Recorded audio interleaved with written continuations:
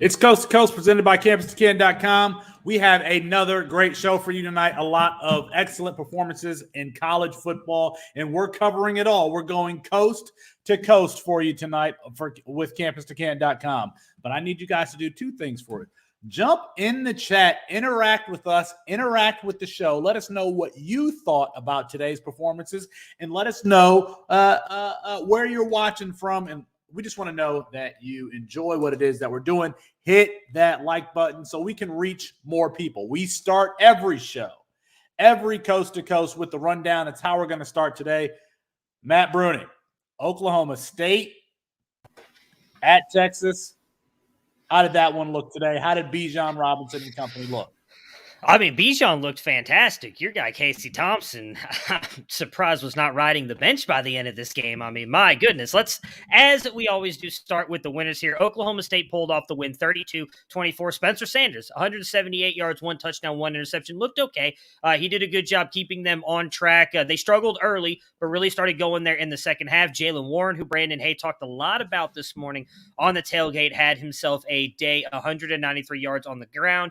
I just put this in there because you were mentioning him, but you said they needed to throw the ball to Brendan Presley more. He did get 30 yards and a touchdown, so he was at least active late in that game. But Casey Thompson, this may just be an indictment on how bad Hudson Card is because he was not getting out there on the field. But Casey Thompson did not look good. He struggled mightily in this game. I really think if they had a better quarterback option, they might have gone to him. He did take a pretty nasty hit early in the third quarter. Hudson Card came in for like a couple plays and then it went back out. But he was not good. Bijan was amazing again, 135 on the ground, 35 through the air, 3 touchdowns altogether. Is going to continue to just smash, it looks like, and you're probably going to continue to beat the drum about him sitting out next year. But he looks locked and loaded to be a first-round pick and the top running back taken off the board in 2023. Wide receiver-wise, Washington had a good day. Xavier Worthy was a little bit quiet, so expect a big game out of him. But overall, a very disappointing game again here for Texas. They were up early in this game, and then in the second half just kind of choked it away again. Something I think Sark needs to look at, whether it's Casey Thompson, the defense, I'm not 100% sure, but Texas, again, losing a lead late in the second half. Somewhat of a disappointing season for Steve Sarkisian and the Texas Longhorns, but you got to think that they'll be able to recruit that state. It's one of the college football, the recruiting hotbeds. You got to think that they'll get better as the seasons go on because offensively they look fine. They just need some additional pieces there. Thank you, Matt. I do want to say this. Oklahoma State, they're playing well. They're going to play Oklahoma later in the season, and Oklahoma State, the last team to beat Oklahoma. The last team to beat Oklahoma. All right, let's bring in Brandon Hay here. Brandon, Kentucky was an underdog at Georgia today with Will Levis, Wan'Dale Robinson and company. Were they able to pull out the upset? They were not able to pull up the upset. They did keep it close for a half. They scored a touchdown near the end of the first half to kind of, keep it kind of close because Stetson Bennett was struggling a little bit early on, but he found himself in the second half and made some really nice throws. Brock Bowers, just a monster. He caught one touchdown they called back. Then the very next play, he caught another touchdown. They played with a lot of the tight ends. The wide receivers didn't do much for Georgia, but they got a lot going with the tight ends. In Kentucky, just could not get offense going consistently. They tried to use a lot of misdirection trick plays. That worked occasionally, but Georgia's defense was just so strong that they just couldn't get it going. Will Levis, he had to throw it 42 times, completed 32 for only 192 yards. So, that's not great. He got 2 touchdowns, but one was late when the game was very, already over. They were not able to run the ball because the Georgia defense was so strong. So Chris Rodriguez didn't do much through the ground. And also he only had, actually he didn't even lead. It was Smoke. He had 5 carries for 14 yards. So, that's not good if that's the leader. And then also with Wan'Dale Robinson, fantasy-wise, he came out all right, but his stat line is 12 catches for 39 yards and a touchdown. That's never great when you're, averaging 3.3 yards a catch. So that offense just struggled, but Kentucky hung in there pretty well for a half, maybe 2 2.5 quarters, but then Georgia is just too strong for them. The defense is just smothering, and they just couldn't do much. Yeah, Kentucky, you can tell that they had the game plan that they were going to run the ball and try not to make mistakes and keep that game close. And that game plan actually worked until it didn't, until they just couldn't put up enough offense to win this one. And that might be the story against all the teams playing Georgia this year. Brandon, we appreciate it. Austin, Auburn at Arkansas today. Bo Nix is streaky. You got good Bo Nix and bad Bo Nix. Which one did we see today? So I just want to say real quick, breaking, the Ole Miss game just ended at Tennessee. Tennessee fans are just throwing things on the field. I just wanted to get that out there, as that's kind of unfolding. That kind of seems to be the major story right now. And it looks like there's no end to that. On to Auburn, Arkansas, another SEC matchup on the day. 38-23 win for Auburn. A pretty decent win all around. We'll start with Auburn since they won. They won because we got good Bo Nix today. We don't always see him in this state, but when we do, usually good things happen for Auburn.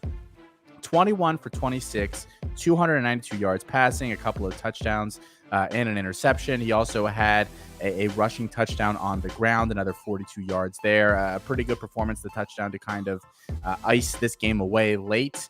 And it was good that he played well, because the running backs there really struggled today for Auburn. Two guys that we kind of expect a lot out of. Tank Bigsby, 18 carries, only 68 yards. He did have a touchdown on the day.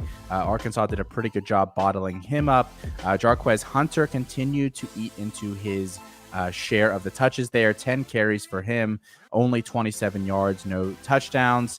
And really the only other statistical performance on Auburn that we would care about at all on the day is Demetrius Robertson, who had a long touchdown catch, a 65-yard touchdown, and had one other catch on the day. 2 catches, 81 yards, a touchdown, kind of his MO, but that was enough there for him to lead the team in receiving, and again, for Auburn to get the win. On the other side of things, Arkansas kept this game close. It was a pretty good game until our Auburn scored very, very late. KJ Jefferson.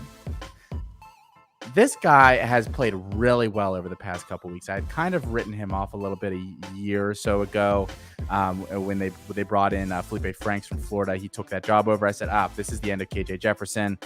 Not so fast. 21 for 35 today, 228 yards, 2 touchdowns, another 66 yards on the ground. He's not making very many mistakes, which is big for a guy that's kind of that raw, athletic passer that is kind of in vogue in college football. Their stable of running backs, quiet on the day for the most part. Raheem Sanders continued his bid to kind of take over that entire backfield. 16 carries on the day. He led the team there, 64 yards, had another catch as well.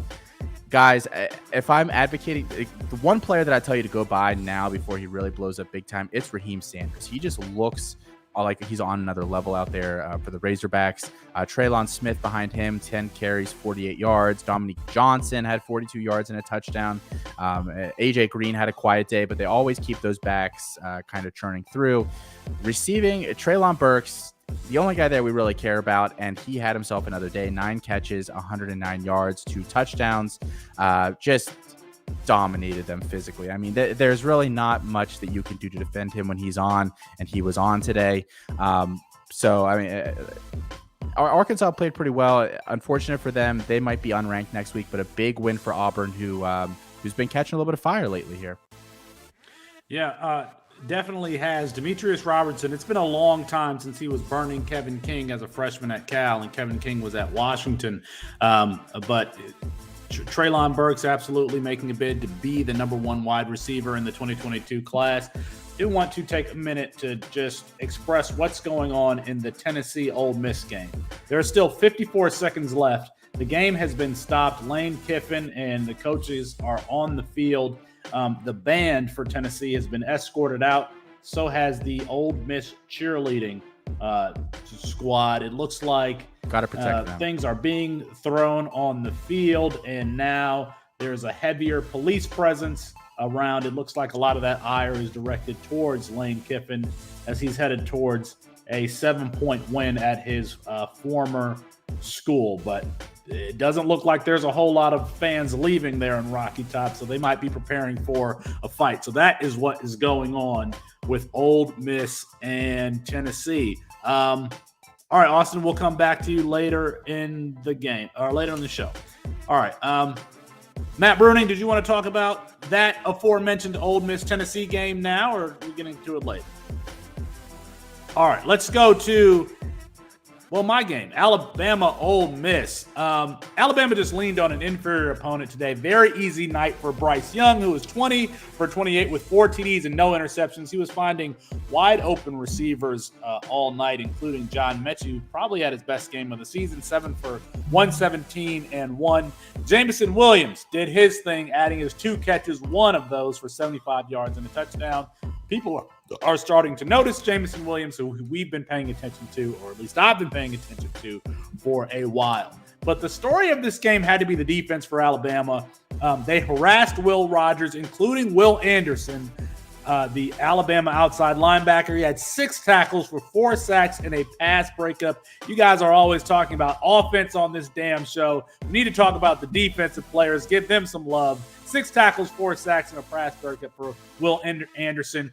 He is going to be a first-round pick. If you watched his tape from last year, you saw him ragdolling Kyle Pitts in a few instances, and he was a freshman at that time. So not very much to say about Mississippi State.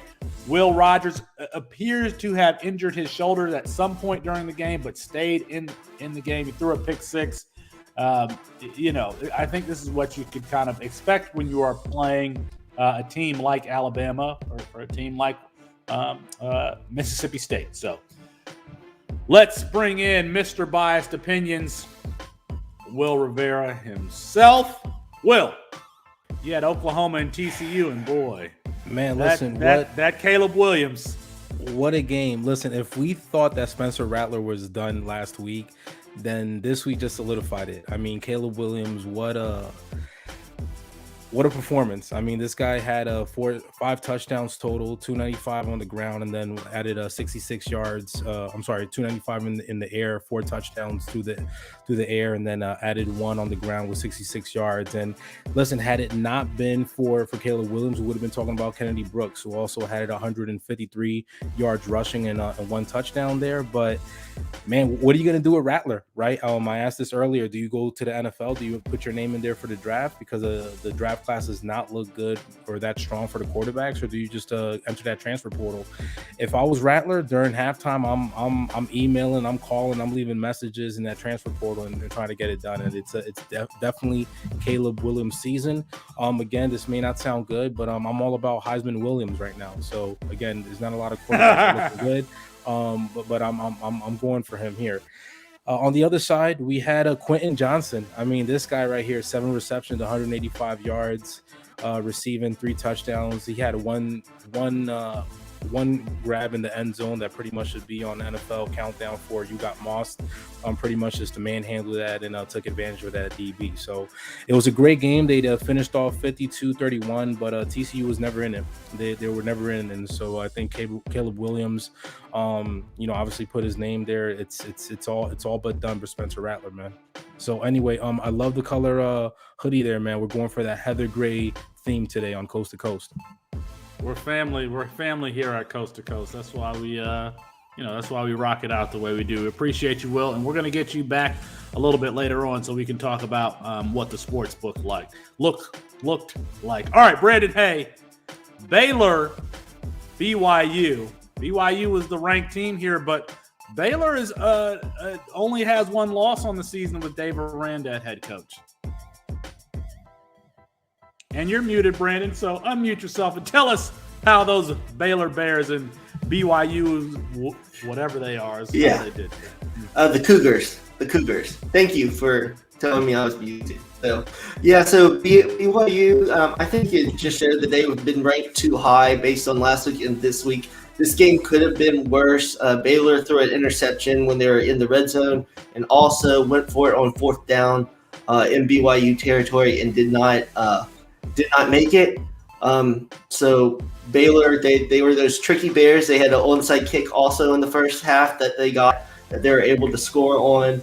They just showed more speed, and they have such a strong run game. And they also Belichick, the BYU Cougars, their middle linebacker, had a rushing touchdown and a receiving touchdown and a sack. So it just BYU. Tyler Algier did not do much. He only had 33 yards rushing. And Puka did have a nice game, but it was mostly just jump balls. And they just couldn't get offensive rhythm going through the whole game. And pretty much it was Baylor was winning the whole time, and just put them away at the end. They have a two-headed running monster there, and they rushed for almost 200 yards. So they pretty much controlled the whole game. I think BYU just was overmatched in this one. BYU overmatched, and they're probably going to fall out of the top 25 after that loss. But we're probably going to see Baylor in the top 25 next week. So we'll pay attention to the college football polls, which make no sense is why they had Iowa number 2 this week. We appreciate you, Brandon. We'll get you back a little bit later on in the show. All right, Matt Bruning, now are we ready to talk about that Tennessee? We are. Wild ending there. That's still not technically over, but Ole Miss does have the ball with 54 seconds left. It's for all intents and purposes over. That's why likely the bad sportsmanship by the Tennessee fans are throwing things on the field. But let's talk about the game, which ended up being a very good game here. Matt Corral, with all kinds of injuries all over the field, I think might have, just as much as this might upset Will, solidified his Heisman candidacy with a big win here. 231 yards in the air, 2 touchdowns, but did get 200 yards on the ground. I mean, he really put this team on his shoulders to get this win. You know, Snoop Connor, who had a really big game last week, just 26 yards on the ground, does get to 2 touchdowns. Parrish, 41. Ely was in and out of this game a little bit, which helped them out as well. Wide receivers, not much really was done here. Jackson had a touchdown with just 42 yards, and Drummond had a big one there late in the game, 66 yards. On Tennessee's side, Hendon Hooker, a guy that Austin and Colin were talking about starting, continues to at least play well for the Volunteers. I think he's been the reason that they've been in these games. 233 yards through the air with a touchdown. He did add 94 yards on the ground, as did Jabari Small, 92 and a touchdown. They both scored rushing touchdowns. Receiving-wise, Jones was the big one with 93 yards. But, I mean, Ole Miss, what a game. I mean, I don't think anybody expected them for it to be this close and to win a tough game like that with Corral. Like I said, I think we might need to change our hashtags here for Heisman Corral instead of Heisman Williams. Well, we might have to call him number 1 pick Corral because he's trending in that direction. He's playing well. He's not turning the ball over. If he can get to a team that's going to emphasize the RPO, he could be dangerous. He could be dangerous in fantasy. So, all right, we'll see. But we'll see what happens come April. Austin, Nace, get back in here. Let's cover the headlines for the day. We always do. Headlines.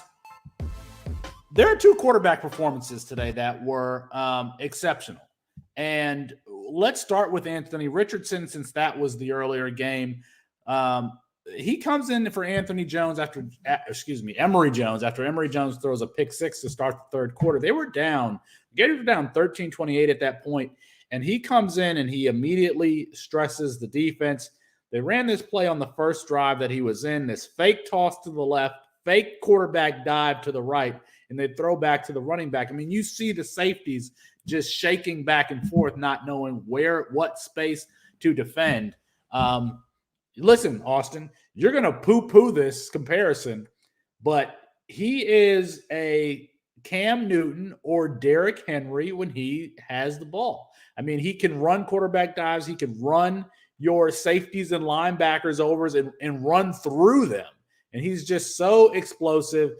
He brings them all the way back to tie the game. And we see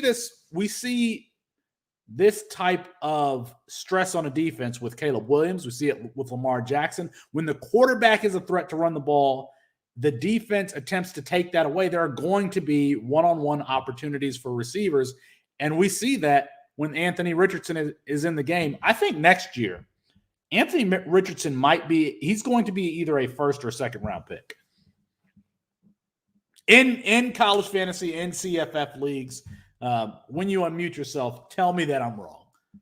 So if that's the case, then I will have 0 Anthony Richardson. That is just an absurd price to pay for somebody that Went out today, had a big game, still threw 2 interceptions against the 73rd ranked overall defense in the country, a defense that is missing literally the only 3 players on the team that are worth a damn. And both of the starting corners, Eli Ricks, Derek Stingley, and then their best edge guy. So I think we need to pump the brakes here quite a bit. And they still lost the game. I mean, I don't know what else you want me to say about this. He's certainly got all the tools. We need to see a lot more if I'm taking this dude in the second round. I mean, you're buying him at his absolute height of his value at that range, and that's just not really how I do things. I mean, Kyle Trask was a QB1, and he didn't have the physical tools that Anthony Richardson has. Anthony Richardson is going to have 10, 15 touchdowns next year rushing the ball. I mean, what am I getting wrong here? I tout somebody who doesn't run the ball, people fade him. I tout somebody who does run the ball. Oh, no, that's too high of a price tag. Come on. I can get Malik Cunningham. Can't be both. I can get Malik Cunningham 25 rounds later, and he's going to put up very comparable stats. I mean, that's the thing. If you're taking him in the second round, you have to believe that he's a top 20 NFL draft pick at the quarterback position. I don't see that with him right now. Time out here. If we're talking about in campus to Canton leagues, I think that he is somebody who next year, if he's a starter somewhere, he could absolutely help you win the college side of your campus to Canton leagues. You don't see it that way? Sure, but so can Malik Cunningham 20 rounds later. And that is the issue, I think, that I don't see the high-end NFL upside yet. He has the tools. That's like the magic word for all these guys is tools, and you just pray that something can happen. I mean, is he a better player than Malik Willis was at Liberty last year? And we're seeing what Malik Willis is doing this year. I mean, I just think we get a little bit ahead of ourselves when we see any of these guys that can do these things because our minds automatically go to Lamar Jackson or Josh Allen, and it's that is the 1% of guys that have those tools that even get to that particular point. So I need to see a few more games. If they say he's the starter for the rest of the year and he continues on this pace, okay, I'm willing to start talking about a top 36 pick. I don't think they'll give him that opportunity. I still think they'll flip-flop between him and Emory Jones. And so for that reason, if you told me next year that his ADP is within the top 24, I would have to be out on Anthony Richardson. The last thing I want to say about Anthony Richardson is he is developing as a passer. Yes, he threw interceptions today. Both of the interceptions, he threw one scrambling to his right where he just kind of threw it across his body. The other pass, he was fading to his right and threw the ball across his body to the left on a deep wheel route or something like that. The reason he threw that interception is because he knows he can make those throws, and he has made those throws from these off platforms. He has the arm strength to do so. He doesn't need to do that in the future, but he has the talent to make those throws when necessary. They even call these throwback plays a lot for him. So, all right, let's the number one team in the country, and it should have been the number one team in the country before this past week, is Georgia. Their defense is dominant. That's not a question. But Austin, do you think that they can win a national championship with Stetson Bennett playing quarterback? What I was trying to think when I saw that you were going to ask this question. What's the last college football team we saw win a championship with a quarterback that we don't really we're very hesitant to crown any sort of future NFL potential? I mean, Jason White with Oklahoma in the early 2000s, is that the last guy? I can't think of any since then, and certainly not in recent time. I mean, it would be pretty unprecedented, but I think with how good their defense is and just with how down of a year this is across college football, I think it certainly has to be a possibility. I'm interested to see who they end up choosing, if they continue to roll with Stetson Bennett or they go with Daniels when he comes back healthy, whenever that may be. But I definitely think they can. I mean, sure. What are the other top two? I mean, outside of them, who do we feel like is guaranteed to be in the playoff? Well, you got to see how you got to see how Oklahoma develops. But I mean, I think that defense is going to be a problem for Oklahoma, and then obviously Alabama. But I would say the same thing. I mean, that front seven is absolutely ridiculous. And even for mobile quarterbacks, I mean, you can't run away from everybody, and they just put a lot of pressure. They get a lot of pressure up front. I saw this comparison. I think it was from Damon Parson comparing them to the 2000 Ravens, a team that can just – and they also score on special teams, So, yeah, I think that it's not a sexy win. They like to grind it out and force offenses to make mistakes and eventually get short field positions, and Brock Bowers is playing well. It's not sexy, but damn it, it's gonna be hard for a team to beat Georgia. So I agree with you. I think that they can win. David Bell. David Bell had a ridiculous game today against Iowa, who for some reason was the number 2 team in the country. I mean, I don't know what we haven't talked a lot about David Bell this season. Austin, what are your feelings about him specifically in regards to this wide receiver class? Yeah, he's fallen a little bit through the cracks, and I believe he missed a game as well due to injury. He's been as consistent as ever this year, over 100 yards receiving your game except for one, and obviously made up for it today by going over 200. He's got, I believe, 5 touchdowns on the year at this point. Look, I like David Bell. I don't know that there's special upside with him. I think he's certainly going to be a guy that's a good receiver in the NFL for a long time. The thing that I think we need to start paying attention to as people that kind of do a lot of work in this space, and we've seen it the past couple of years, where the Devy community and the fantasy community are really high on a guy, and you go through some of these draft guys that are really connected to NFL teams and to scouts and the Senior Bowl and all these different things, and they don't have David Bell anywhere close to the top. I think we really have to pay attention to that. There's a very real possibility it could be a Tyler Johnson situation where we get to the offseason and all of a sudden the hype, he's just dying in some of these projections. So he's actually a guy where if I have him and I don't need him, I think I'm just cashing in at this point and getting the most. And this is a great week to do it after going for over 200 yards and a couple of touchdowns today.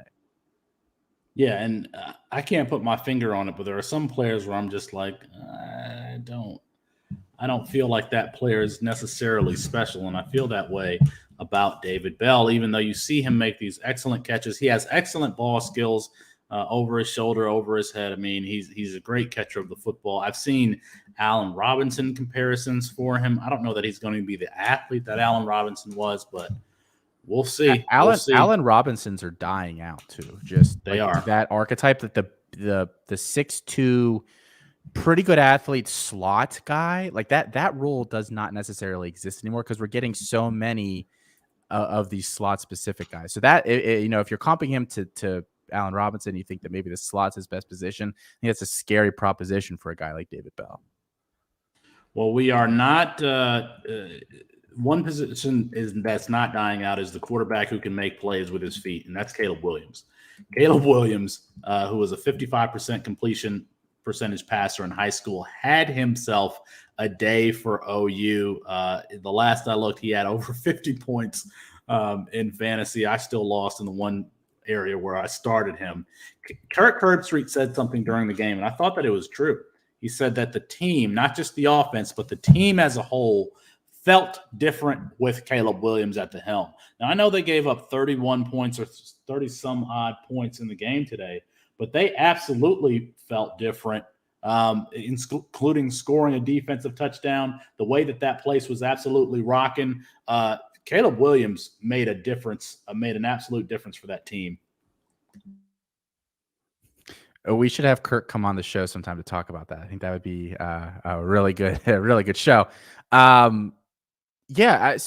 Oklahoma's offense is fairly quarterback friendly. I almost said easy to run, and that's obviously not the case. The quarterback position is there's a lot going on, but it's fairly quarterback friendly. If you've got somebody in there that I think is competent and willing to buy into that system, we saw guys just running wide open all over the place. And I have a really hard time believing that none of that was happening when Spencer Rattler was there, who was consistently throwing it into very tight windows and into double coverage, downfield into places that perhaps he shouldn't have been. Or Spencer Rattler was just taking what the defense was giving him, whether it was guys winning deep, whether it was, guys winning in the running, wide open across the middle of the field. He was just making the smart play. He wasn't forcing things. And I think that's the most encouraging thing about Caleb Williams the past 2 weeks is just how well he's worked within that structure. And once they finally, get him settled in and can unleash him, I think we're only scratching the surface of really what Caleb Williams can do for you as a quarterback and as a football player. And I think it's time where he is almost not viable at all. Like if I have a lot of him, you'd have to pay me over the moon to get him. Just by virtue of being on the field, Caleb Williams stresses your linebackers and he stresses your safeties because you can't guard everything and you have to account for him in the running game. And so that's why you see these wide receivers having these there were like 3 or 4 pass interference penalties on deep passes today because they're getting open. And if they don't pass interfere, it's going to be a touchdown. Mike Woods was getting deep. We didn't see any Mario. When are we going to see Mario Williams, that explosive player? Hopefully soon for your sake. Hopefully soon. But Mike Woods absolutely getting deep today. Jadon Hazelwood was the guy used in the red zone, but this is what we thought we would see with Spencer Rattler at the helm. But no, it's Caleb Williams, whose best season as a passer in high school was 59%. And he actually got worse thereafter. Lincoln Riley just doing let's give credit to Caleb Williams, but Lincoln Riley absolutely scheming up open wide receivers, and Caleb Williams is finding them. It's going to be interesting to see how that's a team that we thought had national championship hopes at the beginning of the year. They're still undefeated. If they're going to play like this, they may end up being the number 2 team in the country and could wind up in the championship game, which is where I had them all along. All right, appreciate it, Austin. Let's bring in Mr. Bias Opinions again, Mr. Will Rivera. Will, I'm a betting novice. I want to know something about the sports book today. What were the good bets? What were the good bets in today's week of college football action? Well, listen, we had some great bets. UGA, I think they were favored by too much, so I had to take Kentucky, and Kentucky was able to cover that spread. It was a plus 22. They were able to get it at the last 3 seconds there. That coach definitely called a timeout with them being down by so much, but still, I loved it because I was sweating that game. I needed Kentucky to go ahead and cover that, so they did. Another good bet was Michigan State. Michigan State was minus 4.5. They did end up winning by 5, so that was good. And then Alabama. A lot of people were on the other side there, but I just thought that after a loss, Alabama's going to come out strong. So I did like that. And there was a lot of live bets. I did take advantage of that TCU Oklahoma game, man. I just kept on hammering the over. Once Oklahoma got on the board, I was like, okay, so Riley's gonna, this is pretty much when like Baker Mayfield was there and Kyler Murray was there. And even Hurts, right, a couple years ago. So I was like, okay, he's going to go ahead and do his thing and air it out. And so he did. And so I definitely took advantage of that first half over and then also the game over. So it was good, man. It was good. Now to some bad bets. I was going to say Caleb Williams making money for everybody. So yeah, but go ahead. Go. What were the losers today? You're going to go into Florida. What were the losers? Okay, Florida. I don't know what they're doing. I don't know what Florida was doing against LSU. Obviously, they weren't doing a lot. I thought they were going to cover that minus 11 pretty easily. Another letdown game and another letdown bet for me was UNC minus 7. They wanted to make it a game with Miami. That shouldn't have been a game. Again, that was a game that I had going on for the over. That was looking great. And then we had the Oklahoma State and Texas over 61. They didn't get there. I thought that they would. Didn't get there. And then the last one, this is a personal feat for me. Not feeling too good. Heisman Martinez. Okay, Heisman Martinez. I went all in on him on the rushing on Prize Picks, with using the code C2C and having him over 52.5 yards rushing. The man finished with minus 17 yards rushing. So listen, one more week of this awful play, I might have to get off him and go on to Heisman Williams over there at Oklahoma. So I got 1 foot out off the bandwagon, but 1 foot in still. So at the end of the day, I'm all about winning. So That feels like a better bet, even though he's only going to start, 6 games to finish the season. Listen, it's not a strong lineup there. It's not a strong lineup there. So we'll see what happens. We'll see who else is going to be able to go to the to the front of that line there. But I do like what I saw from Williams today, and I think he's going to be able to keep it up for the rest of the season. So I think they could be in a good contention for to make the playoffs and probably make it to the championship. Speaking of Prize Picks, promo code C2C. Of course, use your promo code C2C to get a match up to $100 and to get a free subscription to the website. We got merch. We got merch at campus2canton.com. We haven't mentioned that in a long time, but go get your hats, get your T-shirts, get your all of that good stuff, your baseball shirts. We got a lot of nice stuff, a lot of different colors, very high quality stuff. I need to start wearing that stuff on the show. But go ahead and get your merch at Campus 2 Canton. It's from Viridian Global. They make really high quality stuff. They've got high quality stuff for us. I'm told that they're called Henley's Not Baseball shirts.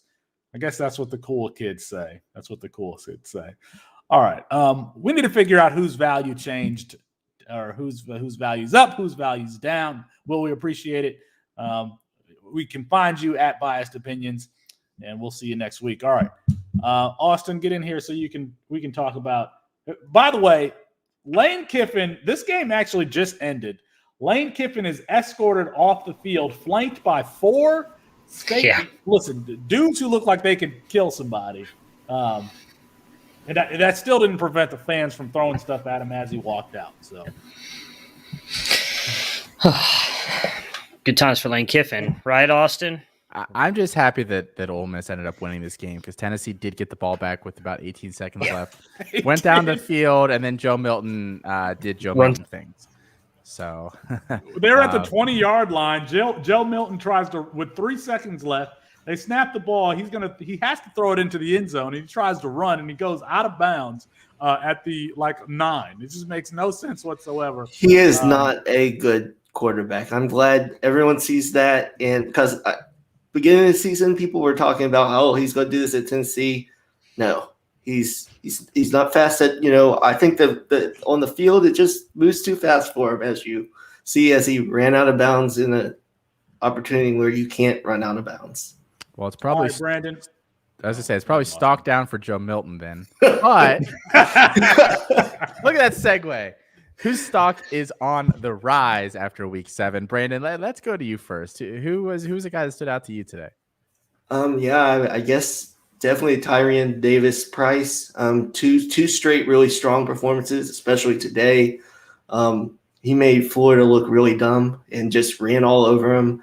And I think he takes over that backfield and obviously raises his value. So who knows? Maybe if he keeps on, getting over 150 or 250 yards, he can save Coach O's job this year. But he was looking very good today. Had a nice burst, and he had I think a couple touchdowns. So he looked really good today in that game.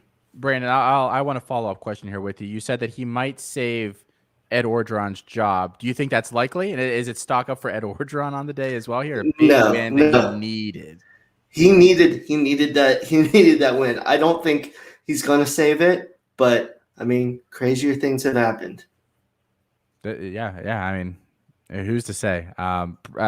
Matt, you don't have a stock up. You're a glass half empty kind of guy. I know you are. I mean, so just tell us who you have that stock is down. Actually, pretty positive, I think, but I am going negative here.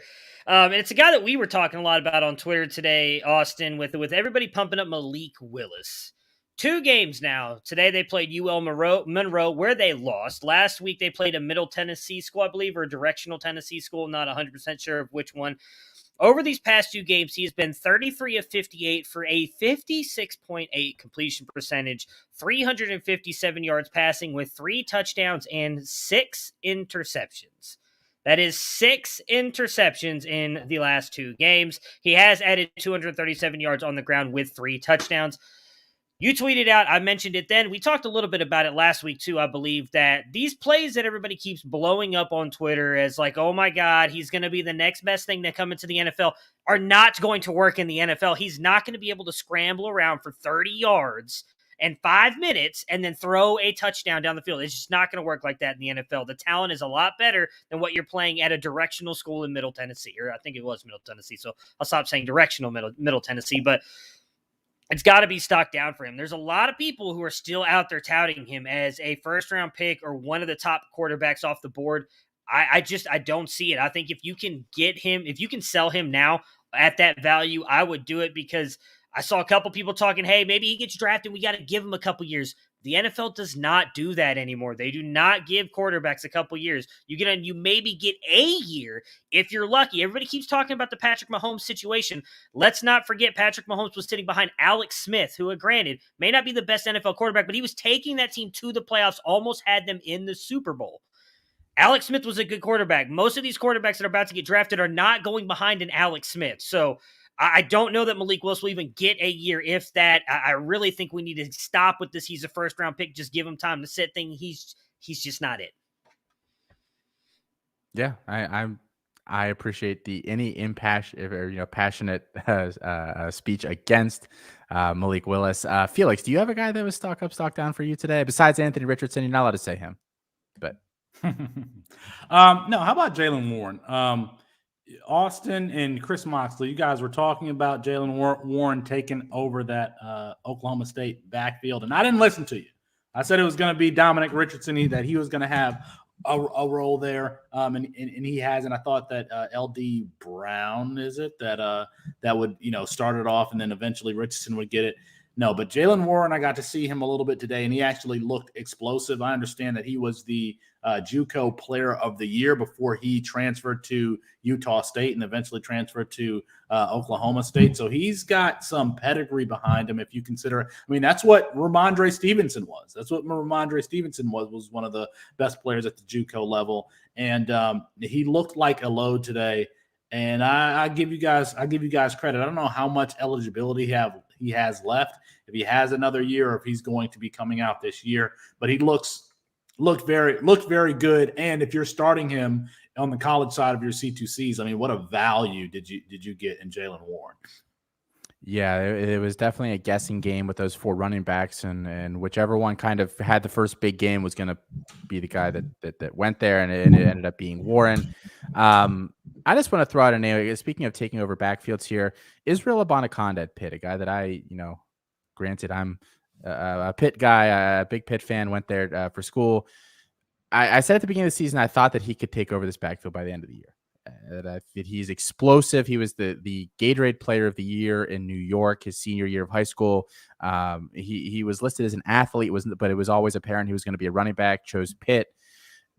Looked poor last year by all accounts at practice, and the coaches kind of sat him down over the offseason and said, look, you need to either be all in on this or you need to go do something else. And he took that to heart. And they said that all offseason he was the best player in the offseason workouts during the spring. When Pitt spring game, they draft teams. They pick team captains. They draft their teams like a sandlot. Israel Abanikanda was the first overall pick in that draft, and Pitt has some pretty good players. After they won today, they're 5-1. They're a pretty good team. He was the first overall pick. Today was the beginning of him taking over that backfield. 21 carries, 140 yards. He was explosive. He created a ton for himself. He's just a very dynamic player. And I think that we're looking at a guy that can certainly be an NFL back because he's over 210 pounds. He's going to be a really good player. So I think that he is a big stock up for me today. And I think if you did not get him before today, you missed your chance to buy cheap.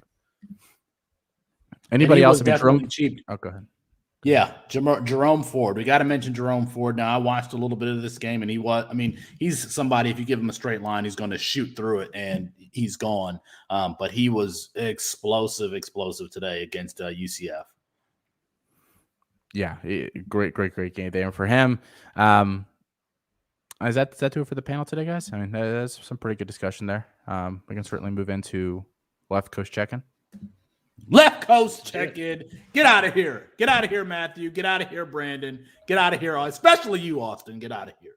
Let's bring in the the nicest guy in the fantasy community, Kevin Coleman, co-host of the Debbie Royale, Debbie contributor at Fantasy Pros, contributor here at Campus to Campus. Listen, he's everywhere. He's at Du Bois _22, and he joins us just about every week for the West Coast check-in. Kevin, I want to start with this Louisiana Tech at UTEP game that just wrapped up.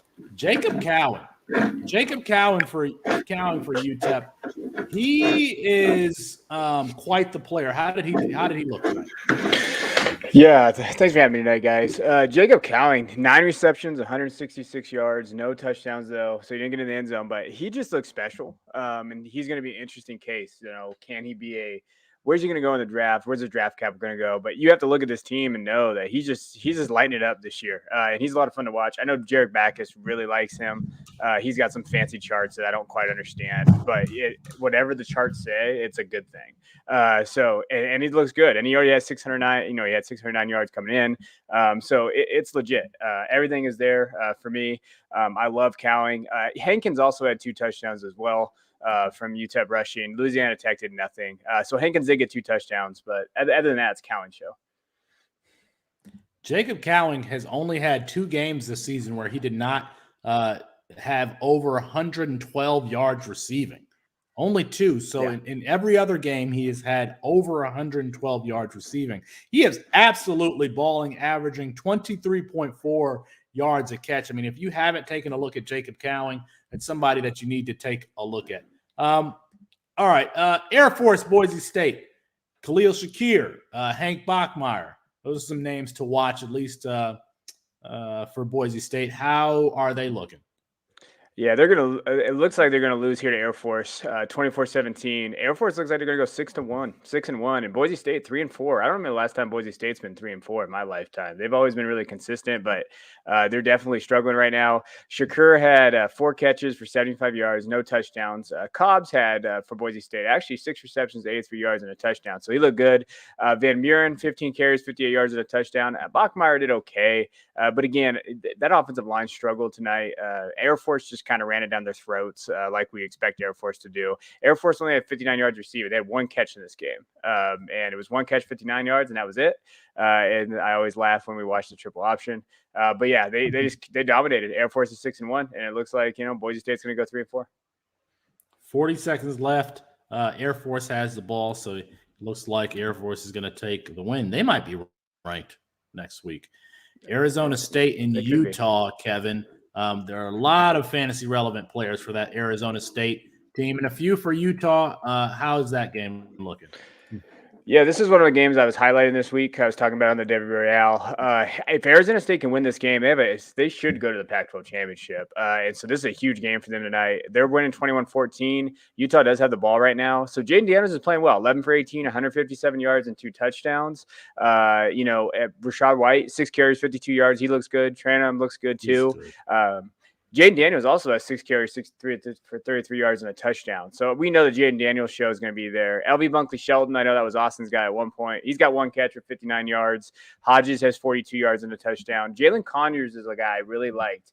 Tight end transfer from Oklahoma, and he finally got on the board tonight with a touchdown. Doesn't have a lot of catches or receiving yards, but I really like him going forward. I think that he could be a sleeper pick in you guys' drafts next year.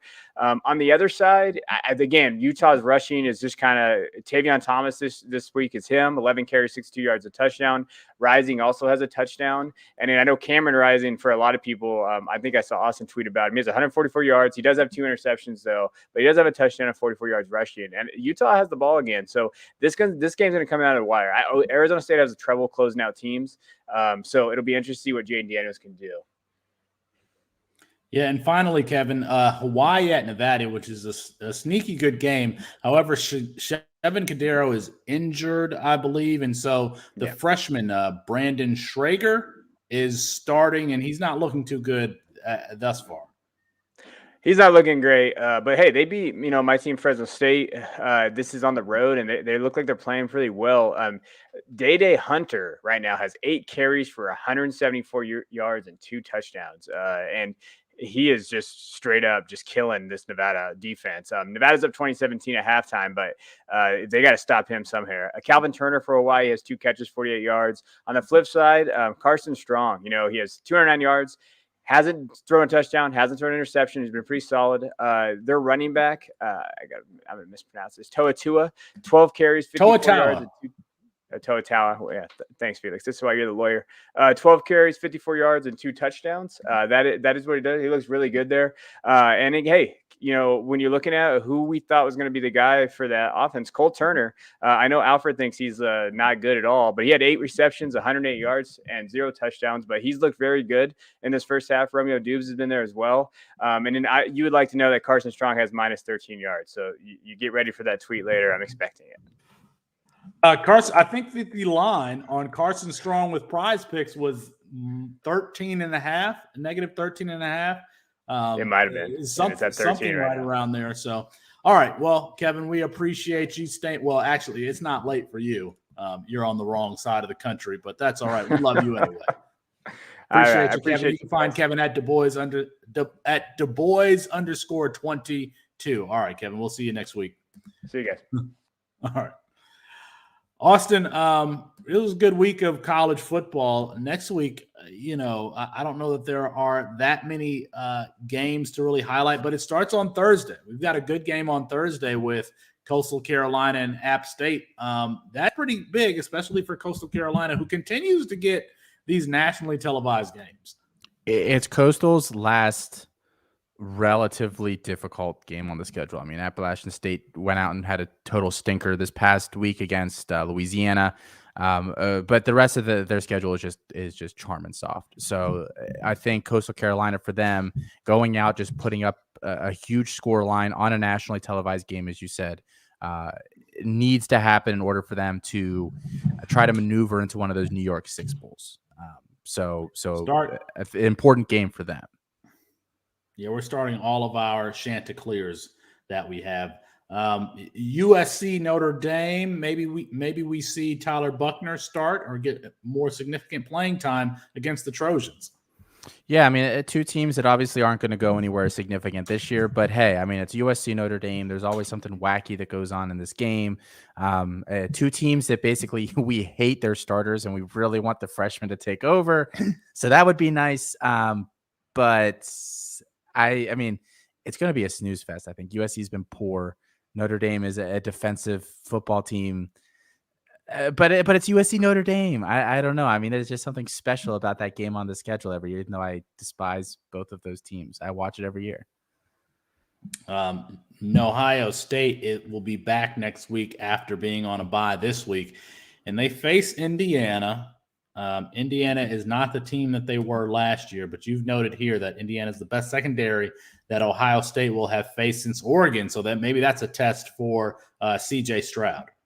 Yeah, they certainly slowed down Michigan State's offense today, made them one-dimensional. We'll see if they try to do something. Ohio State, obviously, a much more difficult team to do that against. But Indiana showed some life today. I thought this game might be a 25, 30-point game. Now it might be a little bit closer after what I watched Indiana do today. As long as Penix plays. If Penix is out again, all bets are off. And quite frankly, next week, Ole Miss, LSU. I think that we need to continue to pay attention to Matt Corral. After Bryce Young, I mean, it's Matt Corral is right there for the Heisman this year after running for 200 yards this week against Tennessee. Must-watch television, Matt Corral, because I got to consider Young, Bijan Robinson. There aren't that many guys who are up there for the Heisman, so we definitely have to pay attention to him. I mean, it's gotten to the point where we're hyping Kenny Pickett and the defensive tackle from Georgia as potential finalists for the Heisman. We don't have a lot to work with this year. So, yes, Matt Corral. Someone teach this man how to slide this week in his off time. Teach this man how to slide, please. Sneaky good games. Michigan versus Northwestern. Is Michigan going to be looking ahead to their matchup against Michigan State the following week? And then Nevada-Fresno State. I like both of those teams, and I like the quarterbacks in that game. That's one that I'm going to be staying up for. But that's what we are looking forward to next week. I don't think we have anything else. That's all I So got. we've taken you from coast to coast. Good night, America. We'll see you next week.